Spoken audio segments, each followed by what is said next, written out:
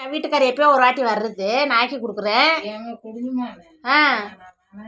அப்படியே சொல்ற ஏன் சொல்ற அது கூட ஏன் சொல்றேன்னு கேக்குறேன். தப்பு தப்பா சொல்றீங்க.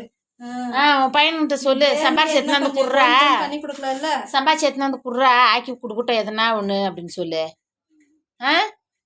என் புருஷனுக்கு நான் சேர்ந்து தரேன். அப்படி எப்படி சொல்ற நீ? மீன் தான், கறி தான், சிக்கன் தான், கவாபு தான். அக்கா முட்டை முட்டை வந்துடா, ரைஸ் முட்டை, ஆம்லெட்டு. பிரியாணி செய்தாக்கா எல்லாருக்கும் கொடுக்குதா செஞ்சு? சரி. மீன் கறி முட்டைலாம் அவங்க வீட்டுக்காரருக்கு உள்ள வச்சுட்டு போயிடுவாங்க. உங்க காலி போயிடும். சாப்பாடு குழம்பு எல்லாம் உள்ள வச்சுட்டு போயிடுதா? வெளியே வச்சாக்கா கல்யாணம். உங்களுக்கே வச்சுட்டு தானே போவேன். நான் சொல்லிட்டு போவேன், அவங்களுக்கு எடுத்து உள்ள வச்சுட்டுக்கிறேம்மா, இங்கே கீத்து எடுத்து காலி பண்ணுங்க. நான் வந்து பார்த்தாக்கா அப்படியே தான் இருக்கும். காலியாவது அப்புறம் ஊரெல்லாம் போய் சொல்லின்னு வருவா, எதோ செய்ய மாட்டேங்கிறா, புருஷன் வந்தா மட்டும் செய்யறா, புருஷன் வந்தா மட்டும் செய்யறா. போ அந்த ரயில்ல தான் எல்லாத்திட்டும் சொல்லி வச்சுக்கிறியே. குழந்தைச்சு பறிப்போ நான் சொல்லுவேன். ஏன்டி நீ சொல்லுவ?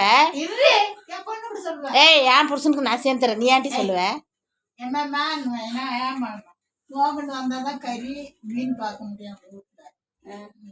அவனை இங்கே இருக்க சொல்லணும், இங்கே எங்கன்னா வேலை செய்யும்.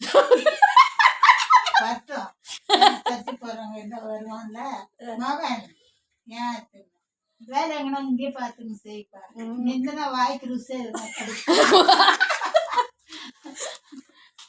ஆமாக்கா வர வச்சிருக்கா நீ.